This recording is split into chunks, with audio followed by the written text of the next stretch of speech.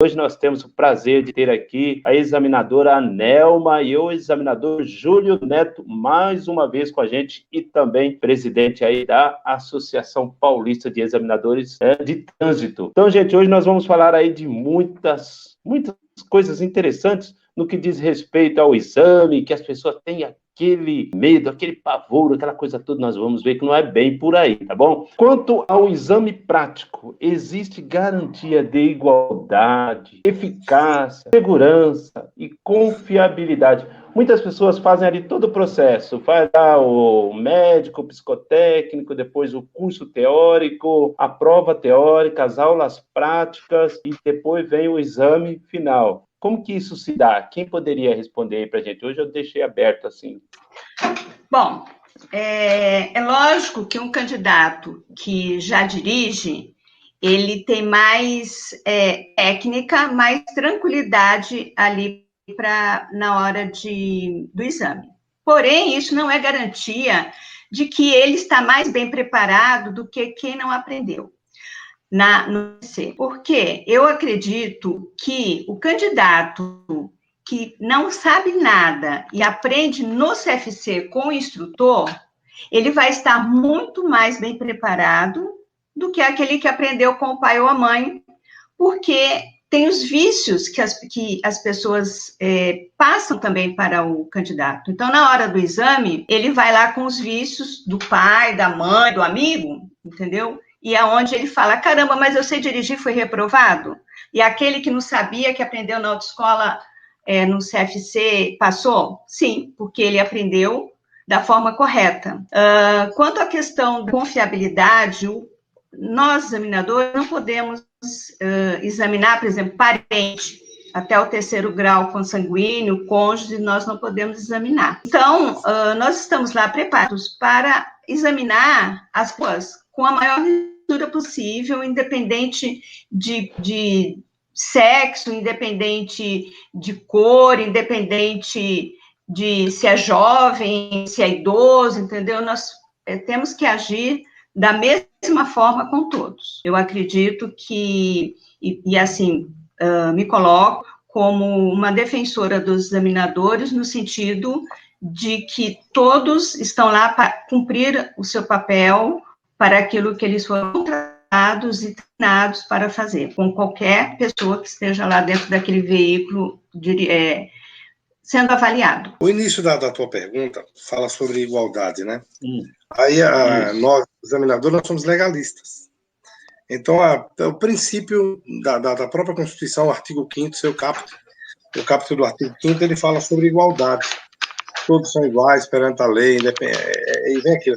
Todos são iguais perante a lei, sem distinção de qualquer natureza, garantindo-se aos brasileiros e aos estrangeiros, veja que tem essa distinção brasileiro e estrangeiro, todos têm igualdade, têm direitos iguais, desde que sejam residentes no país. Então, tem a liberdade, a igualdade, a segurança, a propriedade, bom, tem várias coisas nesse artigo. Então, o que acontece? O examinador, por ele ser legalista, ele não pode abrir mão desse princípio. Esse princípio tem que ser aplicado. Como a Neuma havia falado aí, a única distinção é que nós não podemos examinar nossos parentes. Até 3º grau nós não podemos examinar, até mesmo para que haja uma lisura no processo de avaliação e de habilitação do candidato. Porque se você examina parente, tem até outro problema. Se você examinou parente, você reprovou ele, você não vai conseguir entrar em casa. Seu filho entra lá, você reprova ele, a mulher não deixa você entrar em casa. Então, até para evitar esse problema. Hoje, em São Paulo, tem até uma outra exigência do Detran. Nós não podemos examinar com camisa de times de futebol, que é para evitar a aproximação de interesses. E isso aí possa vir a influenciar. Não influencia. Nós nos pautamos da lisura e vamos dizer assim, da transparência do exame. Existe a possibilidade do candidato ser prejudicado quando submetido a um veículo diferente daquele que ele fez a aula? O examinador, ele é convocado a prestar os exames em diferente carro, entendeu? O candidato, quando ele aprende a dirigir, ele não vai dirigir apenas um carro. Ele não vai dirigir, a habilitação dele não vai vir escrita assim, ó, apto a dirigir apenas X carro. Ele vem para dirigir todos. Então, quando ele vem para o exame, se o carro que ele fez as provas, que ele fez as aulas, não é o mesmo, cabe a ele pedir a autoescola para trocar. Ou ele simplesmente não fazer. O fato dele entrar, ele não vai ter nenhuma, desculpa a expressão, mas não vai ter regalia. Ele vai ser avaliado igual aos outros. Não há distinção, não há de diferença. É o carro... Não, eu não fiz aula nesse carro. Sinto muito. A sua autoescola trouxe esse carro, se você quiser fazer, faz. Se não quiser, você marca para outro dia. Nós não podemos avaliar... Hã? Ele pode remarcar, então. Se ele não quiser fazer, ele não faz porque não foi aquele carro. Ele pode simplesmente falar para a autoescola que não quer fazer naquele carro. Ele não é obrigado a fazer. Bem, os exames, o candidato ele não é obrigado a fazer o exame, ele faz se ele quiser. É a mesma coisa do fato de habilitação. O pessoal fala que é direito, não é uma concessão. A habilitação é uma concessão do Estado. É o Estado que concede a habilitação a você. E tanto por isso que você tem que passar por uns exames para receber essa concessão. Quando o Estado te proíbe de dirigir, ele tirou a tua concessão. Muitos reclamam, é direito. Não é direito. Você pode ter habilitação desde que você cumpra os parâmetros. Então, é uma concessão que se dá. Eu concordo com o Júlio, e assim, o candidato, a gente sabe que a pessoa que está ali sendo avaliada, né, o candidato, ele vai dirigir no trânsito e qualquer veículo, então ele tem que estar preparado para isso. Porém, no exame, a gente sabe que tem vários comandos dos carros que são diferentes. Então, a marcha ré, por exemplo, tem muitos candidatos que erram ali na hora de dar ré. Tem carro que é ré para frente, tem carro que é para trás, tem carro que levanta a alavanca, tem carro que acaba sendo prejudicado com isso, né? O limpador de para-brisa, tem carro que é de um jeito, tem carro que é de outro, enfim. Então, o candidato ele pode se recusar, sim, a fazer. Tem gente que não. Tem gente que vai lá e não se preocupa com isso. Mas eu acredito que ele pode, sim, se recusar a fazer o exame, entendeu? Porque ele pode ser prejudicado, sim. Para o Detran, ele tem que fazer o exame em qualquer veículo. O Detran quer fazer no carro que eu fiz a aula. Não, para o Detran, ele faz o exame em qualquer veículo. Mas o candidato pode se recusar a fazer o exame, sim. Sim, porque pelo bom senso, né? Vamos levar pelo bom senso, que é o que deveria ter na nossa sociedade, empatia, né? Empatia, porque eu acho que quem não passou por isso, né? Pode ter alguém da família que vai passar. Aí eu acho que tem que ter um acordo. Agora vem minha opinião, né?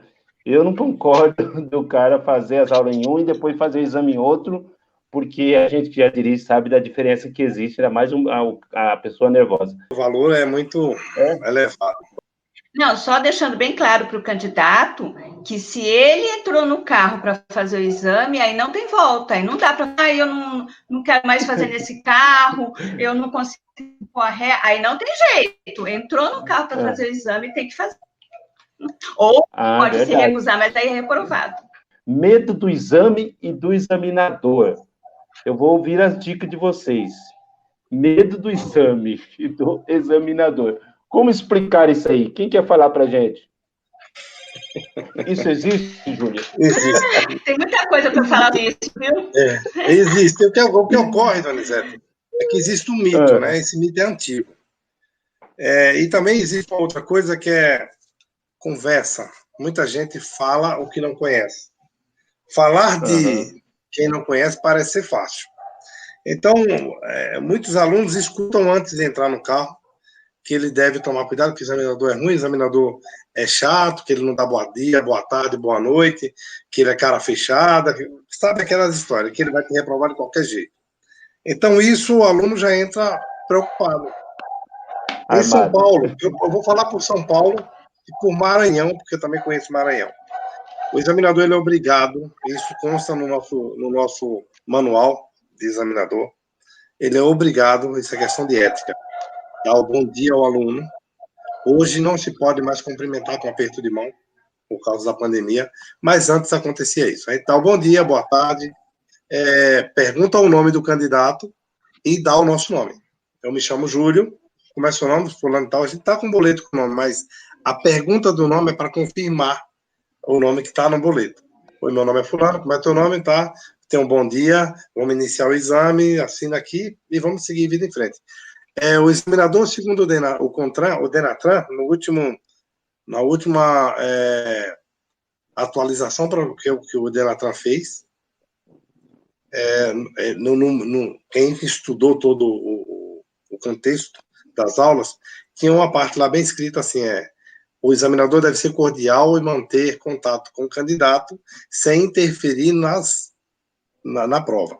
Então, manter o contato é o quê? Bom dia, boa tarde, boa noite, meu nome é Júlio, vamos seguir o exame, e às vezes tem candidato que tem uma certa necessidade de conversar.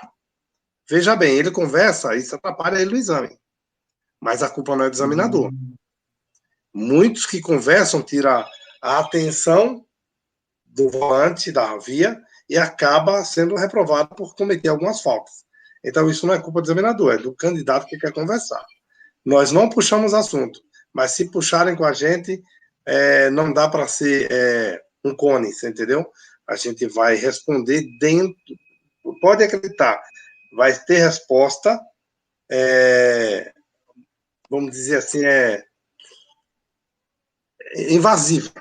Só responde, vai ser monólogo apenas. Fala aí, Nelma. Então, eu acho que assim, muita gente tem o examinador como um bicho-papão. O examinador não é um bicho-papão. O examinador é uma pessoa como aquele candidato que está ali e que sofre as mesmas pressões que o candidato. Nós também sofremos pressões, entendeu? Então, muitas vezes o examinador entra um dia que não está bem, nada que isso vá prejudicar o exame, não é isso. Mas, às vezes, ele dá um bom dia, uma boa tarde, que o candidato não entende direito o que ele está falando. Mas, enfim, o examinador está ali para avaliar, ele não está ali para ser amigo do candidato. Está para. Então, a cordialidade e o serviço dele que está para ser feito. Então, o examinador, ele vai examinar se o candidato tem domínio do veículo, se o candidato conhece a legislação na prática, se ele tem domínio psicológico, emocional. É isso que a gente vai avaliar, é isso que o examinador está ali para fazer, entendeu? Muitos candidatos, como o Júlio falou, querem bater papo. Eu, particularmente, já falo para o candidato, quando ele já pergunta, você é? Eu já falo na hora, olha, eu não converso com o candidato, que é para não tirar a sua atenção. Foca no seu exame, que você está aqui para isso, entendeu? E eu para te avaliar. Então, eu não converso, porque se ele, de repente, for reprovado, ele pode usar essa conversa como uma desculpa lá no final. Então, eu não dou margem para isso, entendeu? Agora, dicas, eu pontuei aqui um monte de dicas para dar para os candidatos, tá? Vamos ouvir. A primeira dica que eu dou é o candidato, como eu falei no início da minha preparação também, é o candidato estar preparado para o exame. Só vá quando ele tiver segurança realmente que ele está preparado. Essa é a primeira dica. A segunda dica é o candidato não ficar lá no local do exame de bate-papo com os outros candidatos, principalmente aquele que foi reprovado. Porque ele chega lá naquele que foi reprovado, por que você foi reprovado? Aí ele já fala que aquela examinadora, porque aquele examinador são os bruxos, são não sei o quê, me reprovaram. E o examinador, ele, na verdade, ele não reprova ninguém, entendeu? Ele pontua os erros do candidato. Então, foi o candidato que se reprovou, não foi o examinador que o reprovou, né? Então, não ficar de conversa lá com os candidatos. Focar no exame, entendeu? Não deixa no automático, as pessoas ficam muito no automático. Não, você tem que prestar atenção e saber exatamente o que você tem que fazer ali, né? Não conversar com o examinador durante o exame, isso tira o foco, tá? O candidato se distrai. Fazer exercício de relaxamento, faz um relaxamento, um exercício de respiração, sabe? Tenta relaxar. É lógico que a pessoa não vai se acalmar, ela continua nervosa, mas dá uma relaxada nesse nervosismo dela. Procurar dormir bem a noite anterior. Tem gente que sai para balada, bebe a noite toda, depois vai fazer exame no dia seguinte. Aí não dá, né? Tá um horror. E aí, que é o quê? Né? Não tem o que fazer. Procurar dormir bem na noite anterior. Ir com roupas confortáveis, gente. Uma calça comprida, uma camiseta, um tênis. Tem gente que põe um saltão lá, vai de bota, vai de sapato rasteirinha, que incomoda. É lógico que não pode descalço, não pode de chinelo, mas vá com roupa confortável, vá com calçado confortável para o exame. Não levar mãe, pai, namorado, namorada, mulher, marido, cachorro, papagaio. Tem gente que leva a família toda lá para ver o exame. O candidato, ele se sente mais pressionado quando está o pessoal ali olhando, entendeu? Eu tive uma vez um exame, uma candidata, uma moça, que ela estava tão apavorada, que o marido dela não parava de ficar olhando para ela. E quando ela foi reprovada, no início do exame, ela foi reprovada, ele gritou lá de longe, sua burra, sabe? Então, não pode, não leve, porque... E os pais também, quem estiver vendo que seja pai, deixa o candidato sozinho, ele já tem mais de 18 anos, não vá, porque ele vai se sentir pressionado. Não esquecer os seus documentos, prepara, deixa tudo separadinho.